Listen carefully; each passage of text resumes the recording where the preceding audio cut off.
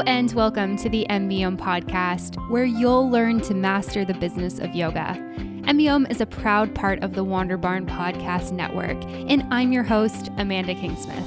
I'm a 500-hour registered yoga teacher, a yoga business coach, and a total business geek. Here at MBOM, you'll learn everything you need to know to create a sustainable yoga business by learning from myself and guests from around the world about how they built their yoga businesses, and about how you too can become a successful yoga teacher, studio owner, and much more. All right, let's dive in.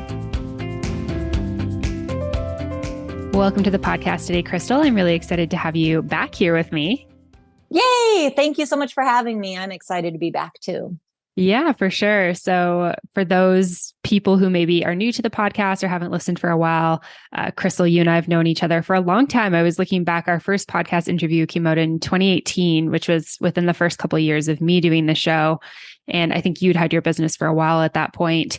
And then we recently did one, I guess like 2 years ago at the time of recording. But 2 years is a long time, especially like we were kind of mid-pandemic. Things were a little weird. So I want to just kick off things by hearing what you've been up to over the last couple of years. What have you been working on? What are you doing in your business? All that good stuff. Sure.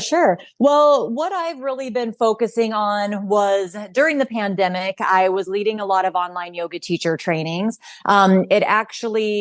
Whenever we were in the pandemic, that was the best year that I've had in my business because I was already leading online yoga teacher trainings. And so I was already set up to do that. And so it was really amazing to be able to support people during that time when so many people needed connection and some sense of normalcy. And so I really focused on that.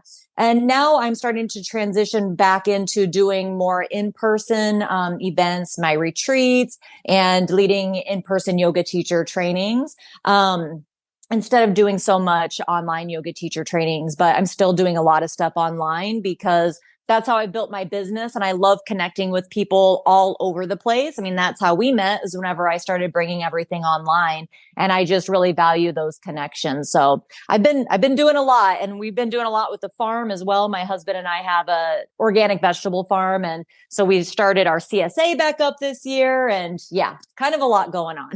Yeah, for sure. And we were talking before, it's like, I have a toddler now, you have a teenager, which is crazy. Oh, yeah. Because your daughter was like a kid when we first met. Like she was like, obviously not a toddler, but she was like a little girl. I know. And if I could give one little piece of advice, take more videos than you even think you need to, because, it's like, I was always like, oh, I'm going to remember all the little sounds she makes. I'm going to remember because it's so cute. And then I just, they start doing new things, and then you kind of forget about the old things. So yeah. Yeah, that's a good piece of advice. I feel like I've even experienced that in like a year and a half with my little girl. It's like, I kind of look at photos now and I'm like, is that what you looked like 4 months ago? Like she's just changing so rapidly right now that it's like, I'm like, I can't believe, because it's just the version I have in front of me is the way that I think about her. Right. So. I know, exactly. And then finding the balance between, you don't want to be behind the camera the whole time. You also want to be present, but yeah, it's so awesome. It's such a beautiful time where you are. She's like 1.5, and wow, so awesome. Yeah, definitely. And it's really cool to hear what's been going on in your business. One thing I'm curious about is just around like the transition back to in-person, because I know it was like you had an in-person business and then kind of very much pre-pandemic, a few years at least, you had transitioned some stuff online, and then obviously everything went online. It's really great to hear that you're doing some stuff in person. What have you found, like, have people been like really receptive to in-person stuff again? How have you felt teaching in person? Like what's that shift been like? Well, it's been interesting because I've worked with a couple of studios coming back into doing in-person things up in Chicago and stuff like that. And the climates kind of vary. I feel like here where I live out in the middle of nowhere.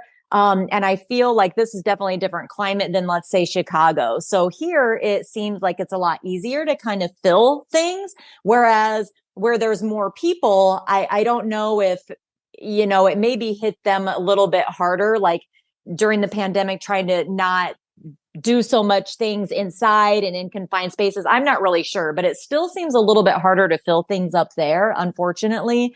But fortunately, I live here. And what I find is that people really are looking for those kind of smaller, more intimate, meaningful things, which is what I've always been about. And so I really am focusing on building those connections. So with my retreats, I focus on connecting to ourselves, to Mother Nature, to our higher self, and then to each other. And it seems like that's what people are really looking for right now. Instead of just surface level stuff, it was a wake up call in a lot of ways, right? When we had to be apart from people, and it's like, it made us look at our lives and reassess and be like, what really matters? And I think to a lot of people, it's those connections. Yeah, I think community, right? It's like, I think community was just a part of, I think, most people's day-to-day lives. And I think when you get that like taken away from you really quickly and for such a long period of time, it's like you realize that it's something that maybe a lot of us took for granted. Like, I feel like I had that experience of like, oh, I actually depended a lot on these like little hits of community that I got, like going to my local yoga studio or going to a restaurant and just interacting with other people, or, seeing like my favorite barista, where I live, that type of stuff, where it's like, you don't get that when somebody just like, drops your food at the door and doesn't even like interact with you. Definitely. But I think that people like you and I have maybe a little bit of an advantage because we did have kind of a built-in community. And so we could hop on and do podcast interviews. I mean, my life didn't change a lot because it was online, and it also made me really value my online community, because I think sometimes we can get stuck in thinking that we have to be limited to just our local community. But, I'll have people go on my retreats that are from all over, from Canada, Alaska, New Jersey, Florida, kind of everywhere.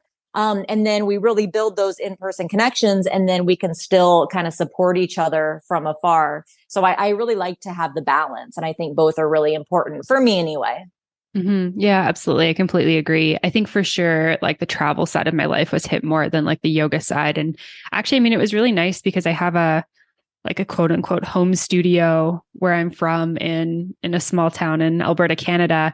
And they never did classes online prior to the pandemic. And then all of a sudden it was like, oh, I can practice with them all over the world. Like, that's super cool. It's not the same as being in that space, like with those people practicing in person, but it's still like better than what I had before. So I do feel like there's some like silver linings in terms of that type of thing. Like maybe people who weren't online before are now doing some offerings online and have the ability to reach people, all over the globe.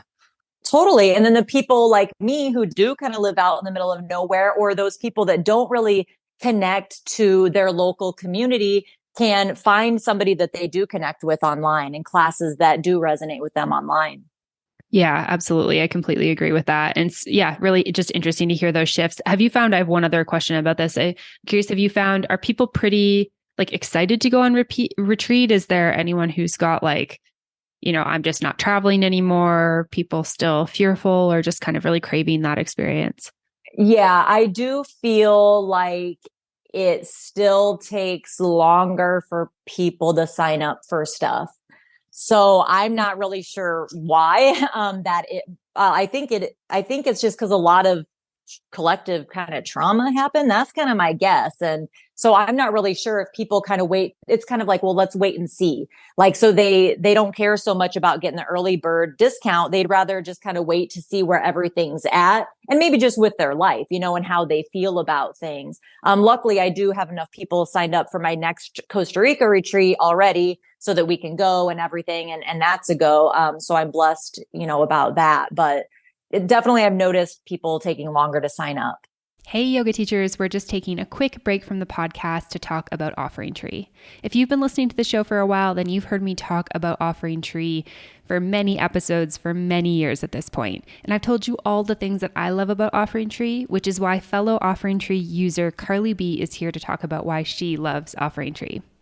Well, for years, there's always been this hovering, I should get a website. I should get a website. People don't know how to find me if they look me up, but I just never knew where to start. And I've never built a website before. And it's just something that was easy for me to just keep putting off. When I got serious about doing this, go it alone. Well, how am I going to do it? I have Zoom. So I looked into it, and there I was talking to my husband, like, am I just going to be throwing away this investment of money to commit to this for a year when I don't even know if anybody's going to show up? And I made my money back within 2 weeks. I think that as a new yoga teacher, when you're just getting started, it can be really scary to take the plunge and spend some money and invest in yourself. But I think what Carly B is telling us all is that Offering Tree is worth it. So if you would like to check it out and get a little discount for listening to the show, you can head on over to offeringtree.com/MBO. Of course, if you have any questions, feel free to let me know. All right, now back to the episode. Yeah, for sure. I'm sure there's like many reasons for that. It would be interesting to kind of know everyone's thought process, but I do feel like there is a trauma in terms of like, I think a lot of people had stuff planned that they like lost money on due to the pandemic, like, cancellations, that type of thing. I think there's people who are like, because we've gone through so many waves of the pandemic, are like, is there going to be another wave? Are things going to get canceled? People are scared of getting like stuck somewhere. I'm sure there's many people who's like maybe passports lapsed, things like that. So probably a variety of things that are going on with people. And maybe not even consciously, it's just a subconscious thing that we don't even realize that we're doing. Yeah, absolutely. Yeah. And so I feel like one of the things that's kind of occurred through, I guess, this like shift in our yoga industry has been that, like yourself, a lot of people have taken teacher trainings online. A lot of trainings, went online because there was no other option. And I think that there's a lot of new yoga teachers who have kind of emerged in the space over the last couple of years, which is amazing. But I feel like, I would really love for our conversation to be like, how can we support them on a deeper level? And I know when we were brainstorming, like what to talk about, we were talking about practices, our daily practices. And I want to dive into that a little bit because for me, this is like when I teach teachers the business of yoga, one of the first things I teach is like, you have to practice what you preach. You have to have your daily practice. And I think people don't expect that because they're like, oh, teach me about like email newsletter software and how to do Facebook ads and what social media platforms should I be on? And like, how do I get people in classes? How do I advertise them? And yes, all that's important. I can teach you all those things. But I think like all those things don't really work unless you can show up as an authentic teacher. And to me, that starts with like your own practice and you kind of building your own yoga practice. So I would love to hear kind of your thoughts on that.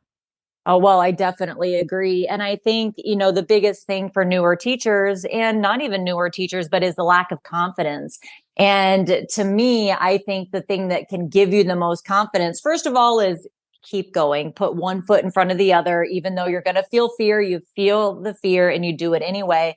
But having your own practice. And I think the thing that people don't get about having their own practice is they think, well, maybe I go to a studio once or twice a week. That's my practice. Or I take a couple of YouTube classes online. That's my practice. And my practice has to be an hour long and they kind of have all these parameters around it. But what I really try to teach people is your practice can be 5 minutes. It can be 10 minutes. And to me, a daily practice is something that you do that connects you to who you truly are and why you are here, and what you really want to do with your life and your day that day and how you want to feel, instead of waking up, getting on your phone, kind of plugging back in, but taking the time with the most important person in your life, which is you.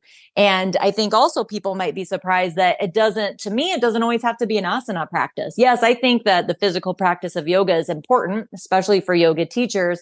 But to me, I want to make sure I get in my meditation, my visualization, my gratitude journaling. I do all of that first thing when I wake up, before plugging into Facebook, all of my social media and things like that. I also like to go on a walk if I can get myself to hold off of social media before I go for a walk.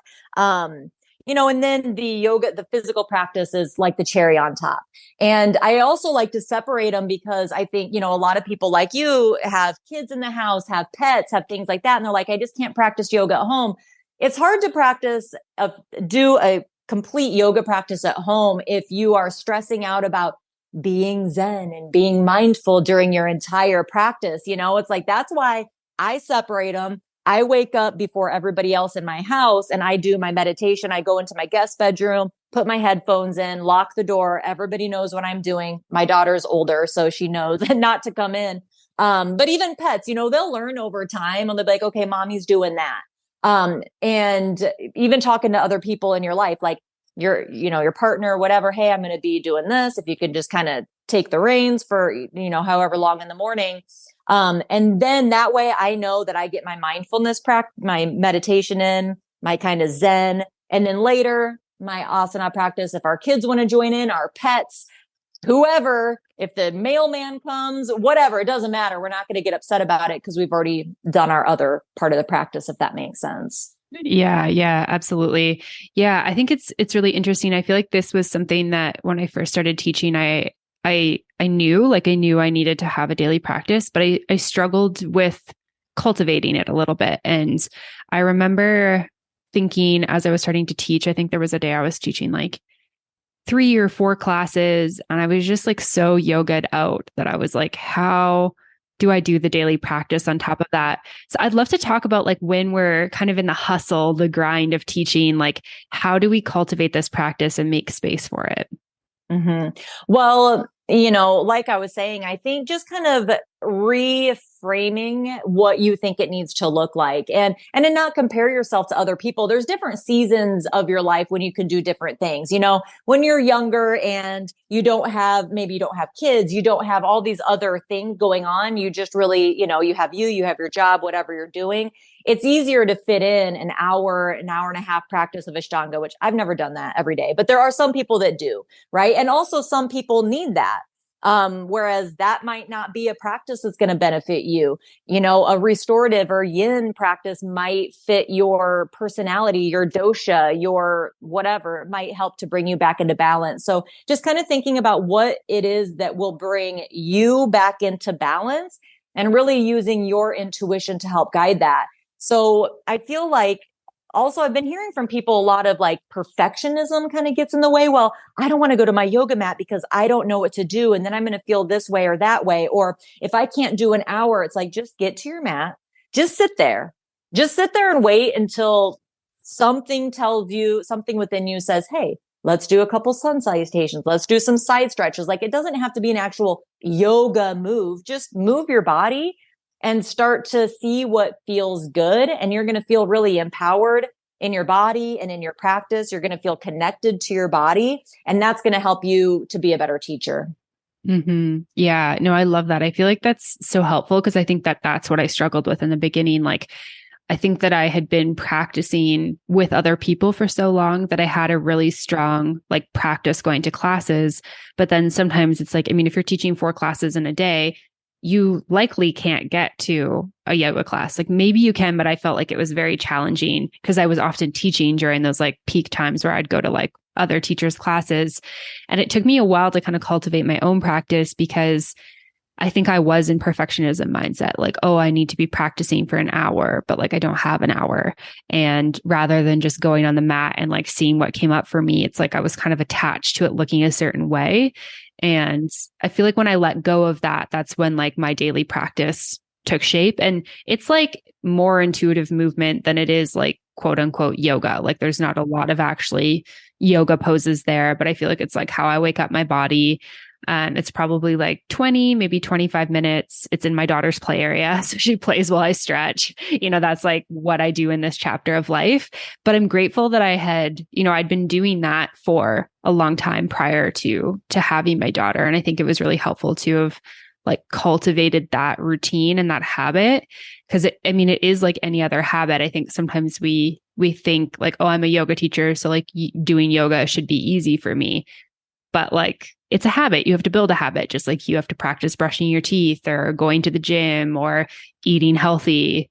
It's like we have to just work that muscle day after day until it becomes routine for us. Yeah. And I don't think that we're taught that a lot in yoga teacher trainings. And I know that like in the past, I know for me, you kind of you compare yourself to these yogis that you think are ideal. And I think in the past, yoga teachers did present themselves more as having everything together, and they do this and they do that. And it's like, ever since I started teaching, especially coming online, I'm like, you know what? That's way too much work for me. I'm just going to be me and see what people think about it, because it's a lot easier just to be me. And so just starting to tell people, hey, it doesn't have to be an hour. It can be this or that. And whatever you need that day, again, to bring yourself back into balance. And like you were saying, maybe you might be teaching 3 or 4 classes a day. It shouldn't end up being something you have to check on off your list. Like, oh, now I have to make myself go do an hour-long power yoga class. Otherwise I'm a failure. It's like, well, is that going to bring you into balance? No, that's probably going to burn the candle more at both ends. So what's going to bring you back into balance might be doing 2, 3, 4 restorative yoga poses, over the course of 10, 15, 20, 30 minutes, or doing a meditation, doing a pranayama practice, going for a walk, in the woods, something like that. That's probably going to bring you more back into balance. So I think just kind of letting go of what it has to look like and coming up with something yourself. Because that's really what yoga teaches us, right? It's that the answers are within us. That's what I've always loved about yoga. And so if you can just start to listen to yourself and let those answers come up, it's going to just feel really awesome. And then that's going to serve you in so many other areas of your life. Ready to supercharge your career and business success? Coach Pals is the ultimate networking platform tailored exclusively for wellness professionals like yourself. Coach Pals focuses on empowering connections that truly transform your path. Whether you're a dedicated yoga teacher or an ambitious yoga business owner, they've got you covered with innovative features designed just for you. Let's talk about Coach Pals professional profiles. They're not your typical resumes. They're dynamic showcases of your expertise, experience, and skills, enriched with your wellness passion, journey, and community impact. With testimonials and skill endorsements, your profile becomes a magnetic hub for partners and clients. Imagine having a central space that unites your professional identity, opening doors to limitless opportunities thanks to the power of effective networking. From dream job openings to fruitful partnerships and supportive communities, Coach Pals truly has it all. Use code MBOM, that's MBOM, to enjoy your first month free when subscribing to a professional monthly plan. Learn more about Coach Pals Pro membership benefits at coachpals.com/memberships. Once again, use code MBOM when you're signing up to get your first month free. All right, now back to the episode. Yes, I completely agree with this. And I'm just thinking back to pre even starting this podcast when I was a new teacher. I feel like this is what I was really struggling with, just this idea of what a personal practice looked like. Because like you said, it's we didn't have a section of teacher training of I think I was told having a personal practice is important when you're teaching, but I wasn't actually taught how to create that and how to create that space for myself. And I think I was very much it needs to be an hour of physical asana. And if it wasn't that, I was I'm not doing this right. I'm not doing it well enough. And I think what I've learned over the years is exactly what you're talking about is okay, what do I need in this moment? And, I'm not teaching yoga actively right now, but I still feel even for the work that I do, working with yoga teachers and being a mother, it's my practice is the foundation of being able to show up as my best self for that.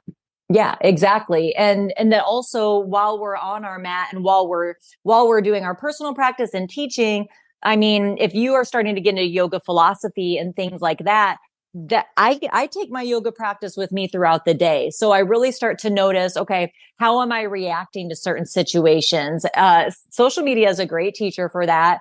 Okay. So before I react to somebody's comment, let me just take a minute, let me breathe, let me maybe have some compassion, remember that it's not all about me. And, so just really practicing the yoga philosophy off of the mat and throughout your day. I mean, that is a practice too. It doesn't have to be that physical asana every single day if that doesn't feel good for you.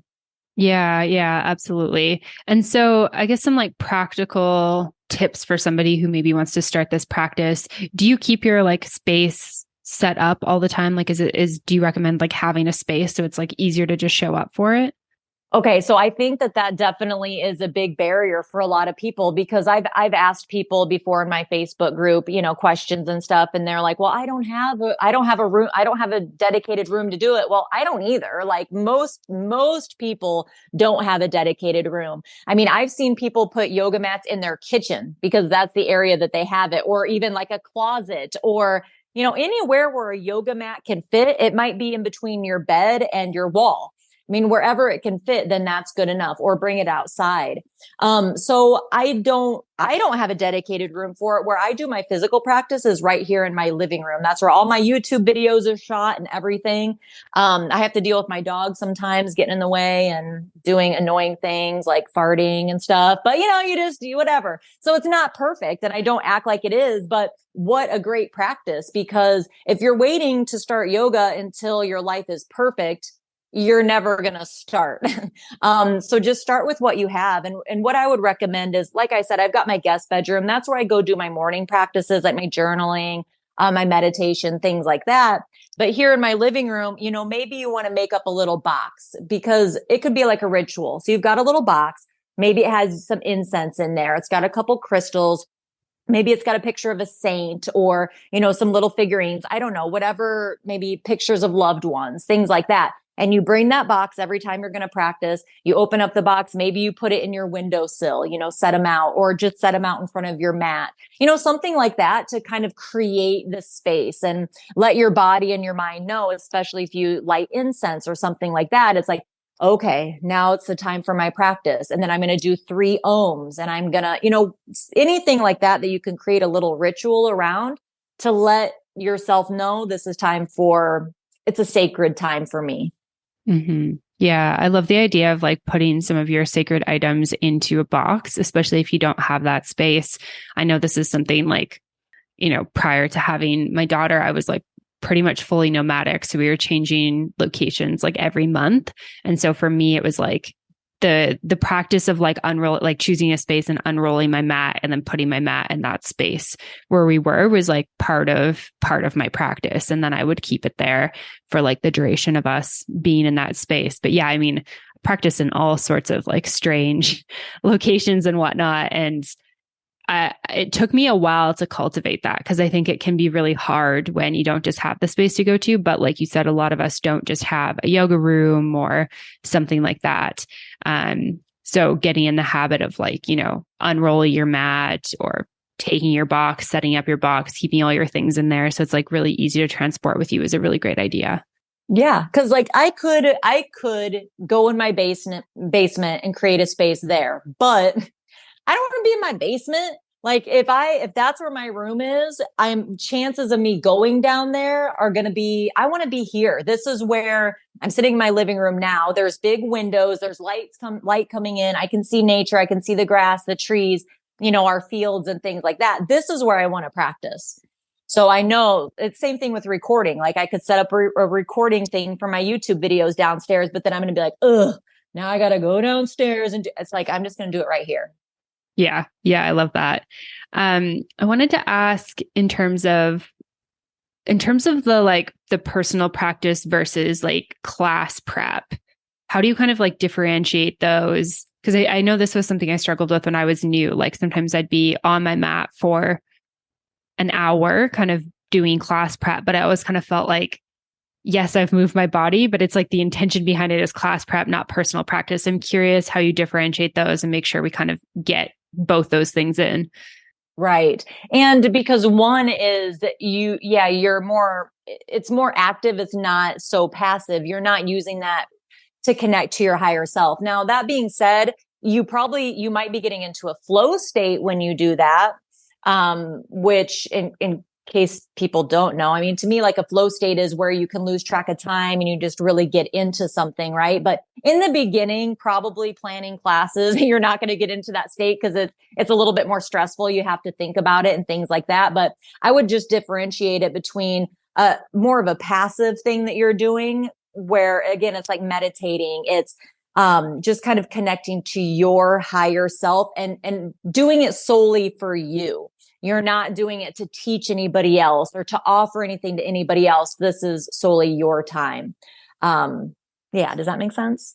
Yeah. Yeah, definitely. Like, I feel like it's just making the habit and carving out the time for the personal practice and remembering that like, it can be 5 minutes of whatever you need, or it could be something that maybe is not the physical asana. Like, I think that was the thing that tripped me up so much in the beginning. Like I was going out and walking and doing hikes and journaling and meditating, but I feel like I always had this pressure on myself of like, oh, I haven't done enough of like the physical practice to like be a great yoga teacher, Right, right. But I guess it's also too, what's our intention behind teaching yoga? Like, again, my intention is to help other people connect to their higher self and their own inner wisdom. So I guess it just kind of depends on what your intention is. Like, if your intention is really around, more of the physical aspect and certain things about how body mechanics work, I mean, I think I'm a great teacher at alignment and cueing and everything like that, but that's not so much my intention. So I think that could play a part in it. Um, and to remember that, going for the walks, doing the journaling, things like that, as long as, again, it's in a yoga mindset, because yoga means union, right? To bring everything together. And so if that helps you to kind of connect the dots and to bring everything together, to bring yourself back into union and balance, well, to me, that's yoga. Yeah, absolutely. I think that that's a good point to remember. I think, especially for those of us who are kind of new into this and don't know exactly what we're doing, or just trying to figure it out and figure out who we are as a teacher and build that confidence. Like you said, I think it's really important to kind of remember that, I mean, intention is everything, right? What's the intention behind what we're doing? Because yoga shows up in so many forms other than asana. Yeah. And I think besides, okay, so say if you don't really want to do restorative, if that's not where you're at, you don't want to do restorative poses. What I've been teaching, and I put in this course that I have around daily practices, is just do some sun salutations, right? So if you don't know what to do when you go to your mat, do 3 to 5 sun salutation A, or do 3 sun salutation A, 2 sun salutation B, do sun salutation C, some moon salutations, things like that kind of have a set flow. So you're not having to overthink it too much, right? And you don't have to do it perfect. Like, nobody's watching you. And even if they were, you don't have to do it perfect. There's no such thing. But that can give you more of a clear, I guess, container on what to do. And then from there, maybe after you get confident with that, you'll start to trust yourself. Like, okay, now I'm going to add in, maybe I'm going to do wild thing here, or, just kind of start to add some things in that might feel good for your body. Yeah, for sure. Yeah. I feel like for me, it took like a long time to kind of get into the, like, I'm just moving intuitively. Like, I'm just leaning into like what my body needs in this moment. And that's what I'm doing for movement. I think it took like many years to cultivate that practice for myself. And I wonder if that would line up too. Do you feel like that lined up with just trusting yourself in general? Yeah, I think so. Like building confidence as a person. And I think it was also, so much of my practice had been kind of, like I said before, it had been led by other people, which is like a beautiful way to practice. And I still love being led by other people. But I feel like now I'm to a point where it's like, even if I'm going to a class led by other people, I'm probably still going to do my own practice, because it's like I get to move in the way that like my body feels good. But when I first started teaching, I was very much used to being led by other people, and then learning to create sequences to lead other people through. And so this, like, what my own practice looked like was very like in discovery for me, I guess we could say. And it felt very like uncomfortable for me, the idea of like putting on music and just moving. It's like, no, I need to have a plan, and like letting go of that was really helpful for me. And I do feel like that came with like time, practice, age, confidence, all that type of stuff. I love that. And just what you said, like letting go, because most of us have a lot to let go of, letting go of, what other people think about us, letting go of where we think that we should be in our life and whatever. And just like tuning out all that noise and being like, you know what, I'm just going to trust myself. It might not be pretty when you get to your mat. You're like, well, I don't know what in the heck that was, but you know what, whatever, I did it.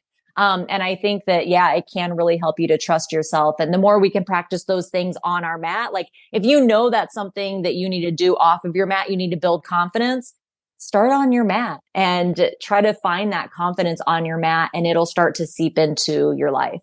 Yeah, for sure. I love that. I love how it's all connected. Like, as new yoga teachers, we're trying to build that confidence, and like having this strong foundation of our own practice can really help us discover who we are as a person, as a teacher, which I think leads to being more confident in how we show up as a teacher. Yeah. And then, you're teaching from a place of authenticity. And I know that's a word that's kind of thrown around a lot, but I know it's also a word that teachers strive for. And for me, I think to find it, I feel like we're always kind of looking outside to find it, when really we have to start stripping away all of these things about us that aren't really real. and to get down to who we really are. And that's what's going to set you apart as a teacher. So the more you can embody these things on your mat and within yourself, that's what your students are going to come to you for. And for your personality, you know, I'm not going to be everybody's cup of tea. I know I'm not. I laugh. I make jokes in my class. I might talk too much because I'm very alignment based, you know, things like that. But that's okay. You know, I do kirtan. We chant. We do all these things. But that's what I love to do, and that's how I love to help people connect to their higher self and their wisdom. So that's what I do. So I think instead of trying to look outside of yourself and being like, well, a lot of people really like that teacher, so I'm going to do that. I think that that's an easy place for us to kind of go as newer teachers.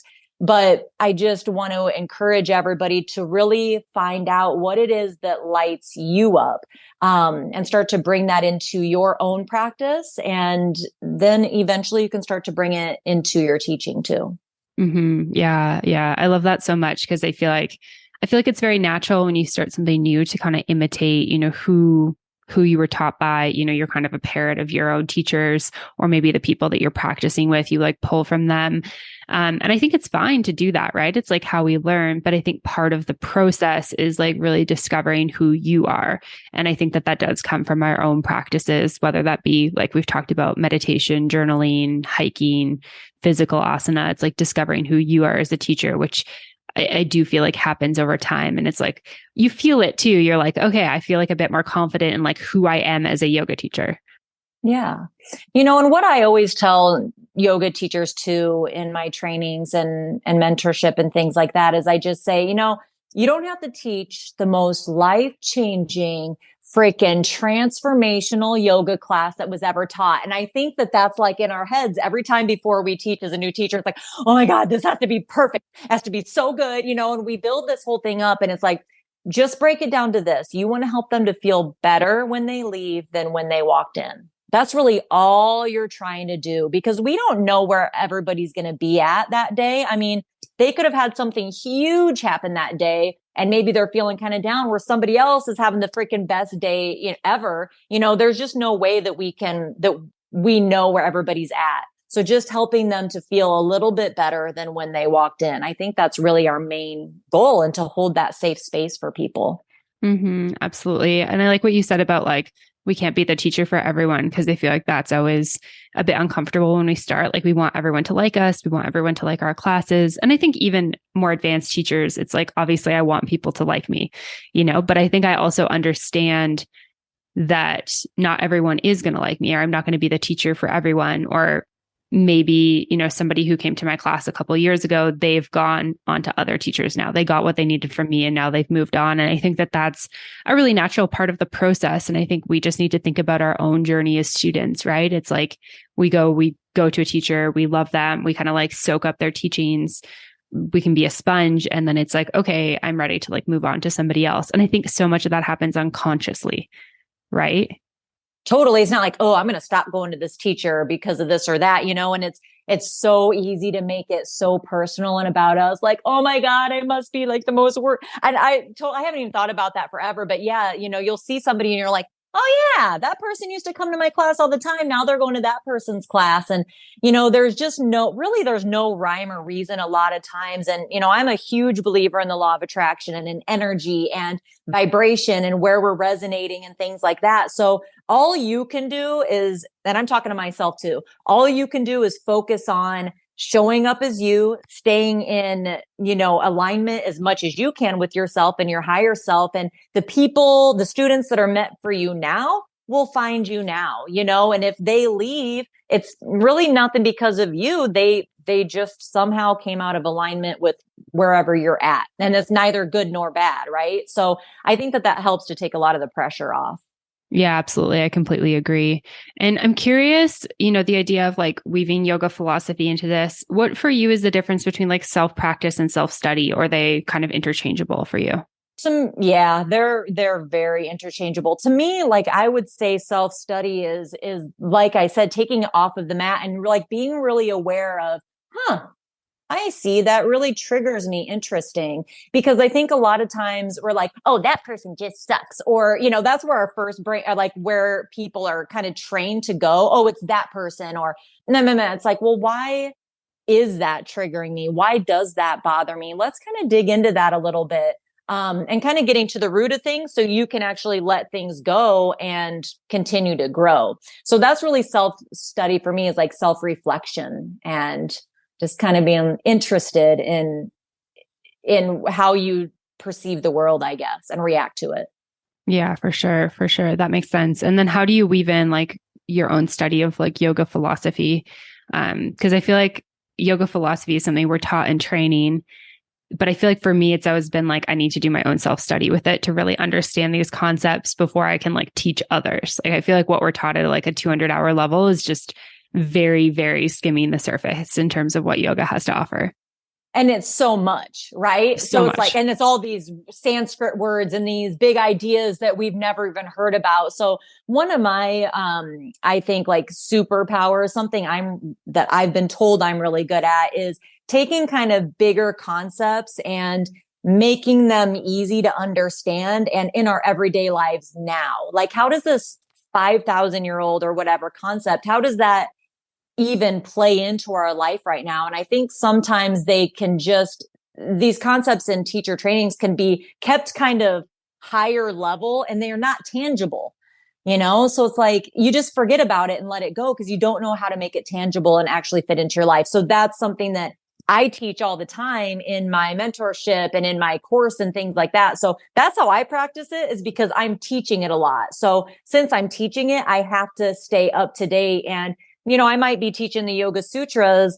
I went over it a couple years ago. I did something on the Yoga Sutras. And then if I go over it a couple years later, I'm going to have totally different things to say about it because of all the growth and all the things that I've learned over the past couple of years since I did it last time. So that's how I do it is, if you want to start learning about yoga philosophy, well, maybe you want to start with the sutras or the 8 limbs or anything like that. Decide you're going to start teaching it in your class and just pick one concept and you study it, figure out how you can kind of live it, how you can take it off your mat, how you can practice it on your mat. Then once you start to feel comfortable with it, then you can bring it into your class. Mm-hmm. Yeah, I love that. I think that that's amazing. And then in terms of actually like actually making that happen, do you have any tips for actually like sitting down, reading the sutras, learning about them, that type of thing? Because I feel like it's like great in theory, but I feel like, when we're busy and we've got a lot of stuff on the go, it's like that task that can easily get put off to tomorrow, and tomorrow's next week, and next week's next month, et cetera, et cetera.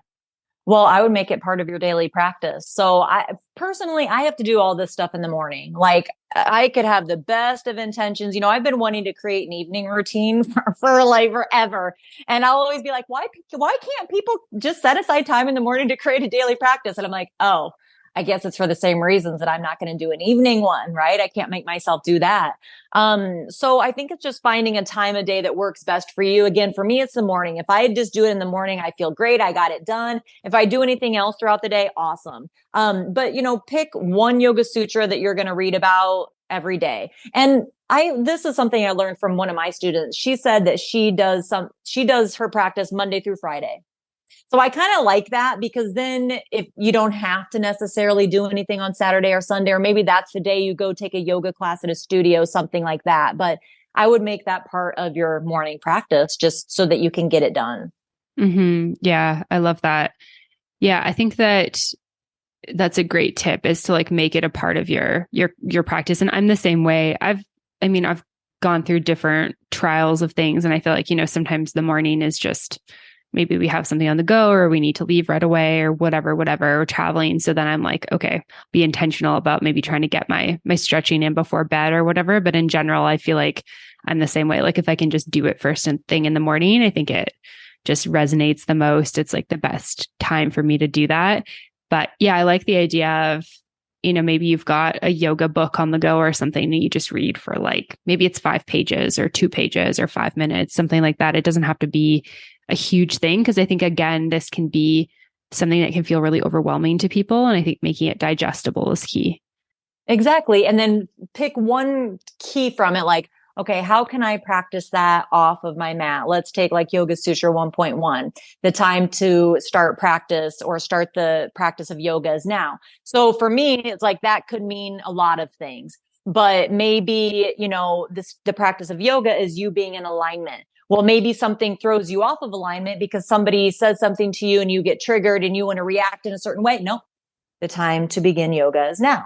So it's like every time you're just kind of coming back to that thing that you read that morning, and just kind of weaving it throughout your day so that you can really learn it. And again, maybe then you can start sharing that with your students, but you will embody it. Mm-hmm. Mm-hmm. Yeah, I love that. Amazing. I'm curious, do you have any other tips for yoga teachers in terms of maybe like building confidence? Because I feel like kind of the theme weaving through here is like these practices can really help us become more confident, become more authentic. Do you have any other tips for yoga teachers who may be struggling with that? Mm-hmm. Well, find community. That's a big one. Because I find that whenever I have yoga teacher trainings in the beginning or with my mentorship or whatever, I'll have people share, how they're feeling. And when you see a whole bunch of other people saying, I'm scared about this, this really freaks me out, I feel this way, I feel less than, and then when you see all these other people feel the same way, it's like, oh, because a lot of times it's easy for us to think we're the only ones that feel that way. Or like, oh, well, it's easy for that person because like for me, for example, people might say she's very outgoing and she can get in front of the camera, do lives, do whatever. Yeah, but it wasn't always like that. The reason why I'm like that now is because I've been teaching for 18 years and I've been making myself do it. I've trained a lot of teachers and I'll wonder, I wonder what happened to that person, or, it doesn't seem like that person's teaching anymore. And I wonder why. And I think it's because they didn't have support at like, even though they know they can reach out to me at any time, I'll say, hey, do you want to hop on a 1-to-1? Like I'm always there for my students, but I feel like they're scared to reach back out. So I think by building a community and having people that you feel safe around, maybe having a mentor that can help. But really the biggest thing is to put one foot in front of the other and to keep going and to feel that fear and do it anyway. The only reason why I'm where I'm at now, because I've got a lot of qualities that might not be good, but one of my best qualities that I've realized is that I'm persistent and that I'm not going to give up and I'm going to keep going. Same thing with you. I mean, we've been in this game for a while, and that's because we never gave up. Now my business has had different iterations. Things have changed. And, I think people can be like, oh, well, I'm a failure, this or that. Well, you learn from it, you pick yourself up and you keep going. And that's just what you do. And you'll become more and more confident. It's like when I started leading 300-hour yoga teacher trainings, that was scary because leading 200 hours, like that's one thing. But then you're going to start teaching people that are already yoga teachers. And then that's another thing, so I still feel it. I taught at yoga teacher conferences, leading retreats. All of those things were very scary, but I just trusted that what was on the other side was going to be worth it. And it always is. Yeah. Yeah. I'm glad that you brought that up because I think that this is, a great point. Like obviously following our heart, following our passions is like easier said than done in a lot of ways, especially in like this current climate and economy and stuff like that. And I do feel like, it's not like an easy path. Like I think if you just want like a steady paycheck and you want to make like, great money and stuff like that. Not to say that you can't have that with yoga, but I think it takes a little more work. It's like maybe having that and teaching on the side is right for you. And there's nothing wrong with wanting those things, right? Like I think it's being really honest with ourselves about what we need, what we want in whatever chapter of life that we're in. But yeah, I think one of the keys to like longevity with a yoga career is being adaptable. Like we kind of started the conversation with it where it's like, you had an in-person business, you started going online. Then it's like, oh crap, like I can't lead retreats. That's a great source of revenue for me. What can I do instead? How can I pivot? Being able to be flexible with that type of thing and adaptable, I think is super important. And just having that perseverance. And I think it's okay too. I think it's important to mention that it's like, if you enter a chapter where you're like, this just isn't serving me anymore, you can certainly you don't have to persevere through something that you don't like. But I do feel like kind of going into this, knowing that perseverance is going to be important in order to be, successful, I guess you could say. Well, and that's a really good point, because by perseverance, I don't mean pushing through things that don't feel good. Because I would think that maybe people could look at me and be like, well, she's maybe, I don't know if they'd say I'm wishy-washy or what, but I don't feel that I am, but I will not keep doing something that doesn't feel good. If it feels out of alignment or it feels like I'm going upstream, I'm going to find a way to go with the flow and go a different way that feels good, because that is how I know what is for me. And so that's what I mean by perseverance, is continuing to, like you said, be adaptable, be like, all right, I've tried this for 3 months. You don't just want to give up. It's not about giving up, but it's about following the ease and staying in alignment with that, for sure. And one way to keep going also is to not burn out. And a way that you do not burn out is by making sure that you have time for your own practice. Otherwise, you're going to, and maybe to go on retreats, like to do things that you want to do, right? And so that you don't end up having animosity towards your students. Like, oh, it must be nice to be able to come to my class 5 days a week whenever I don't even have time to go to a class myself, So making that time for you. Yeah, for sure. I feel like when the resentment shows up, it's like, okay, what's going on with the mindset? Is there time scarcity? What's showing up in that way? But I love what you're saying about the pivoting and just kind of following. I feel like what I'm hearing you say is it's not only just following what your students are asking for or what's selling well. It's also looking at does this feel good for me? Does this feel easeful? And I think sometimes we do have this, we should on ourselves, right? We should do this, we should do that. This should be working. I'm just going to keep swimming upstream. And I think it is important to tune in, is this actually serving me? And if it's not serving you, how can we pivot? How can we do something that is going to serve me? Because I think if we feel good and easeful about something, if we feel confident in who we are, what we're offering, that's going to play into how our students perceive us. And that's going to make our classes more desirable, more enjoyable, that type of thing. Totally. Well, if you're teaching about something that you're not passionate about, it's going to be like, blah, blah, blah, blah, blah. It's not going to have that same oomph to it, as if you're teaching something that you're really excited about. Mm-hmm. Yeah, absolutely. I love that. Amazing. Well, do you have any other tips, any other pieces of wisdom, any other things that you want to leave listeners with before we wrap up today? I feel like we've talked about so much good stuff, but want to give you the opportunity to share.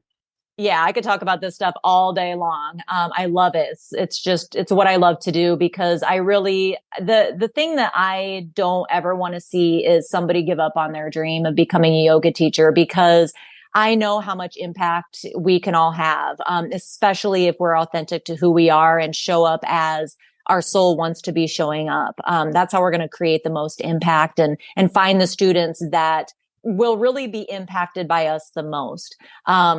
So yeah, I mean, I would love to stay connected with everybody, and I just really appreciate you having me on today. And yeah. Yeah, for sure. And do you want to share with listeners where they can go to find you, learn more about you? I know you've also got some goodies and some awesome things on the go. So if you can share that with us, that'd be great. Yeah. So if they want to go to crystalgrayyoga.com/MBOM, I have a nice little freebie there. It's a download, and it's my five top tips to enhance your yoga teaching starting today. So if you're not feeling super confident, I've got just 5 tips that you can start working on right now that'll make a difference pretty quickly in your confidence levels. And also my Facebook group is a great place for people to go. I just tagged you in a post in there today. I would love to have people in there. It's yoga tips with Crystal Gray, I think is the link, but I'll send it to you, and so you can add that. Okay, perfect. We'll make sure that that's in the show notes and whatnot. And yeah, all your offerings and stuff are on your website if people want to work with you. Yep, at crystalgrayyoga.com. Okay, perfect. We'll make sure there's links for that in the show notes. And yeah, thank you so much for your time today. It's always a pleasure to connect with you and reconnect with you and have you back on the show. So thank you so much. Yay. Thank you. I appreciate it. Have a great day.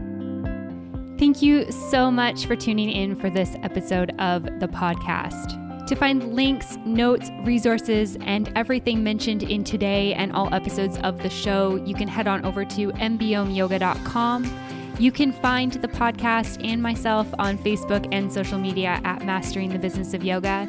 And I would love for you to join the private Facebook community, Yoga Business Badasses. If you have any questions, comments, or feedback, please make sure you reach out to me at info@mbomyoga.com. And last of all, if you enjoyed this episode of the show, please make sure you hit subscribe and leave a review for the podcast. It would mean the world. Thanks so much for listening, and I'll see you next week. Namaste.